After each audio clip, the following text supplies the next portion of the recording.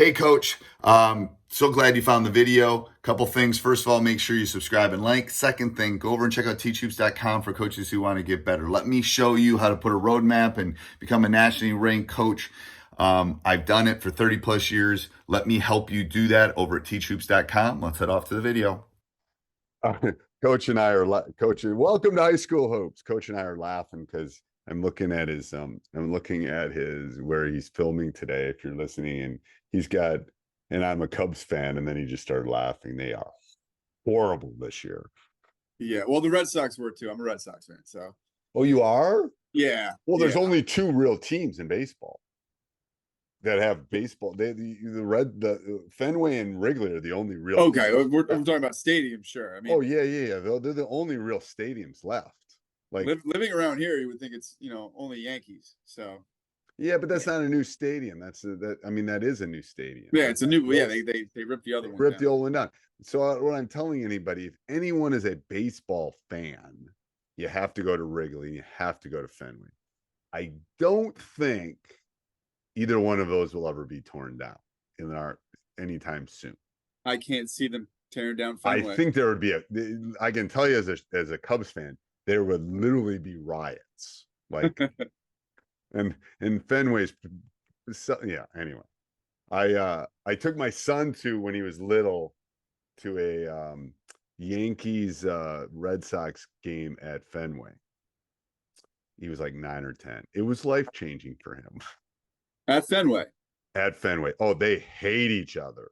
Yeah, my God. There were Yankee fans there and people are screaming at each other. And oh yeah. The hatred is true.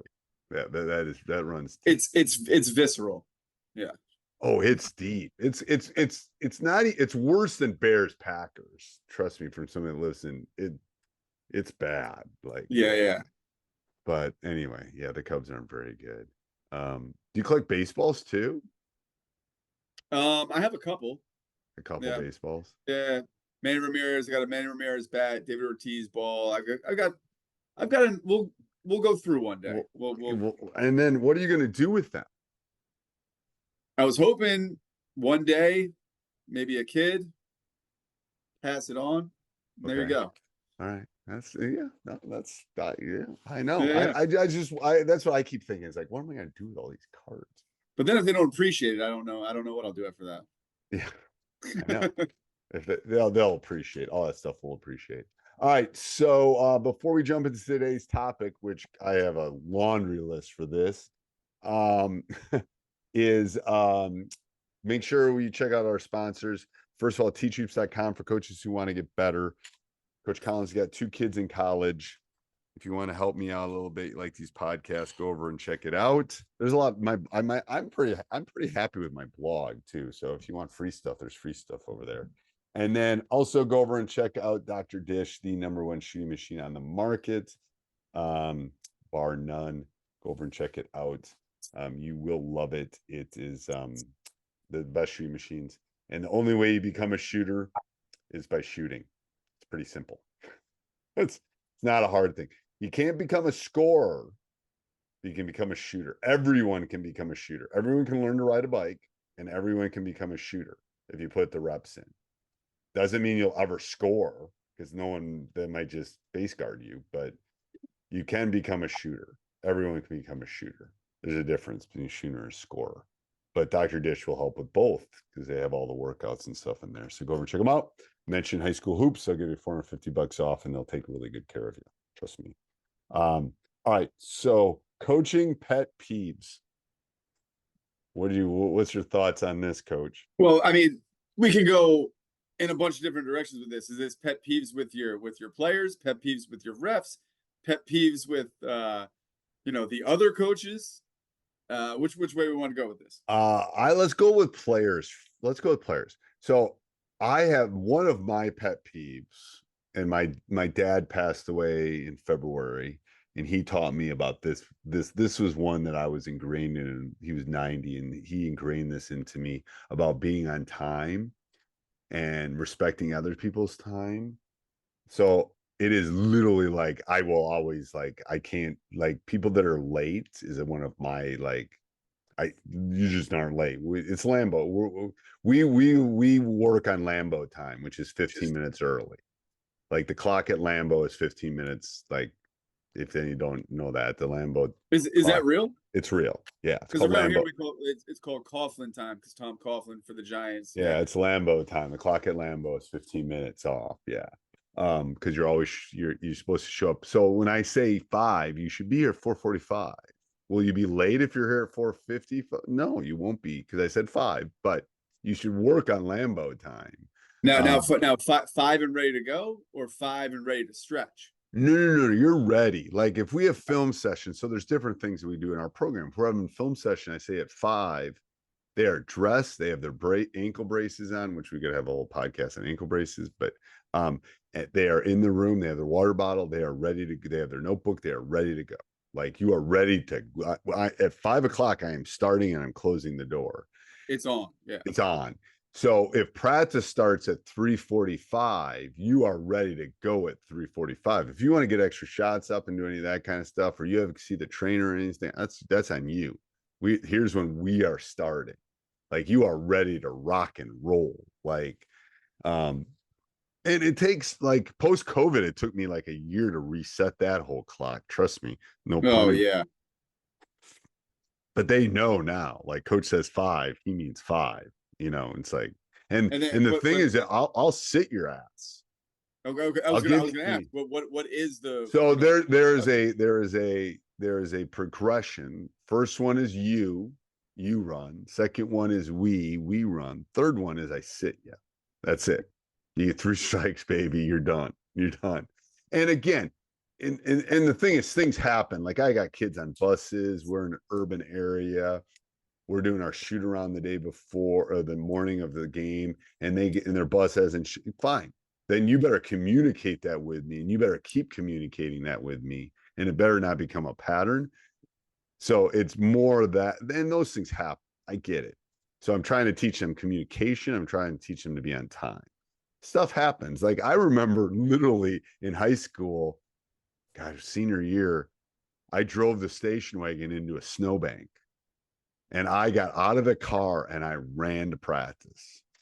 And then I asked coach if I could call my dad and said, Dad, I couldn't be late for practice. I just couldn't be late for practice. He goes, all right, we'll call me when you're done with practice and we'll get the thing. I'll go get the car. Yeah, we'll meet and we'll shovel it out. Cause it wasn't, I didn't get in an accident, but I just couldn't move the car. I mean, I just made a turn and right into a snowbank.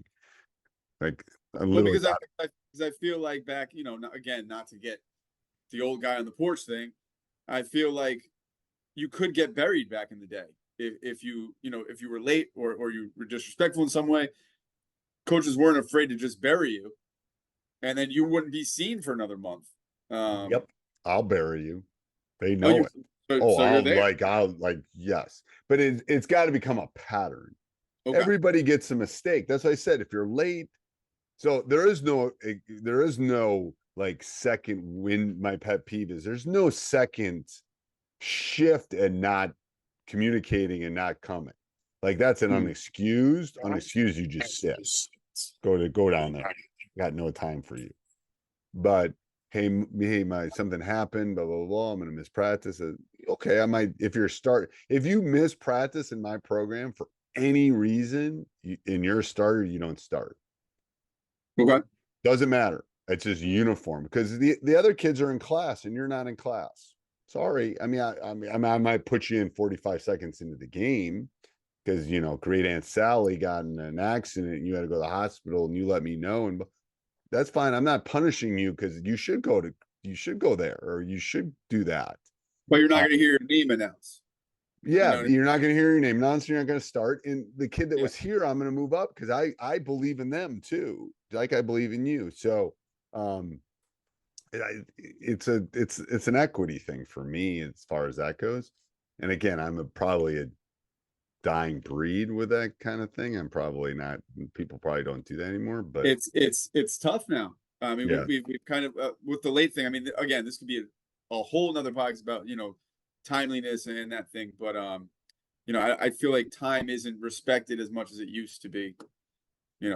And I back probably shouldn't back have, whenever. and I'm going to apologize. I probably shouldn't have. It's probably not. I probably shouldn't have said dying breed. I'm not sure that's. Anyway, I apologize for saying that. I'm going to have to Okay. go ahead. All right, I'll go with one of my pet peeves. And I noticed it actually a lot more with the boys than with the girls. When you call a timeout and it's a 30-second or it's a full, I expect my guys, we're not getting water. We're not talking to our buddy who wanted to tell me a great shot the last time down the floor.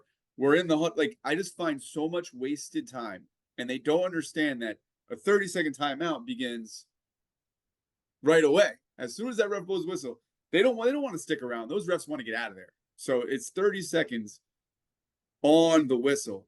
And I feel like them going to get water, them taking a couple seconds. I mean, they'll pretend to hustle over to the bench, but then they get water, then they grab their thing, then they fix their ankle, whatever they're doing.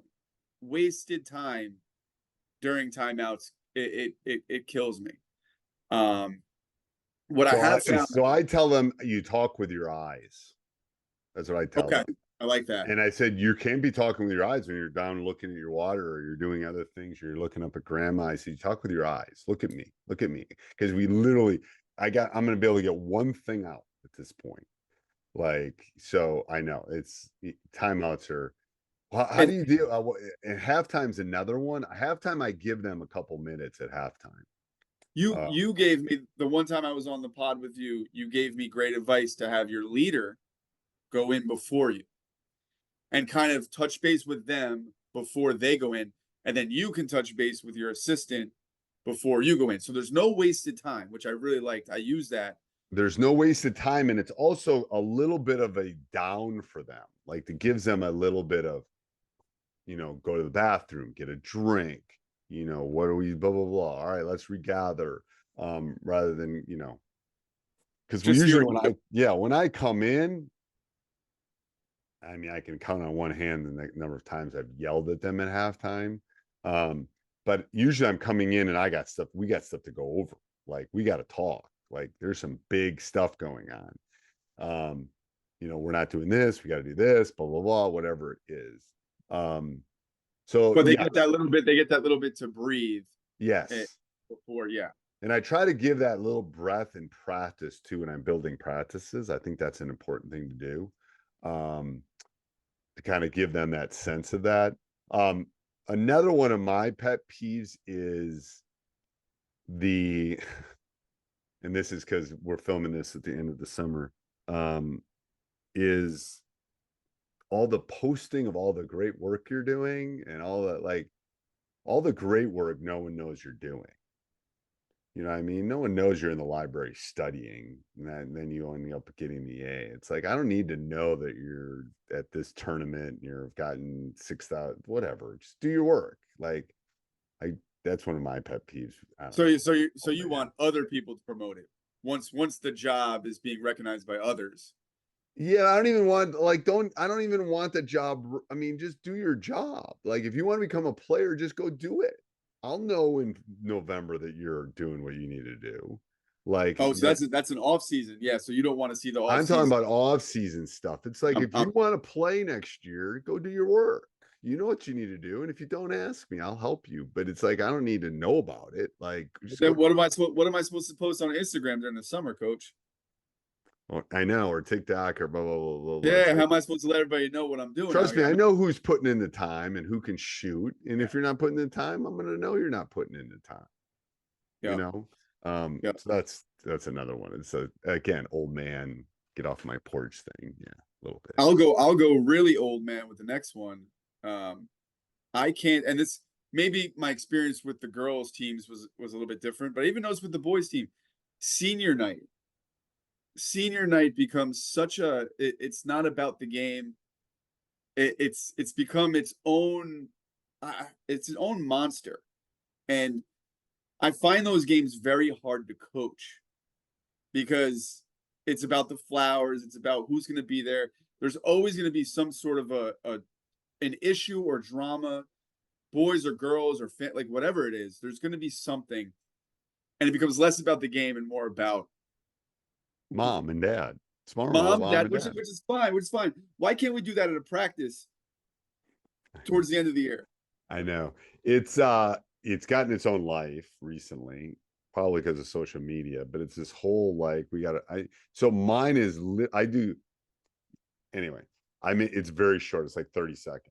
And the parents walked, but done. We're done. We're not reading off in 17 paragraphs about the kid. No, it's like I'm not, yes, great. You've been in the program 4 years. Thank you. Perfect.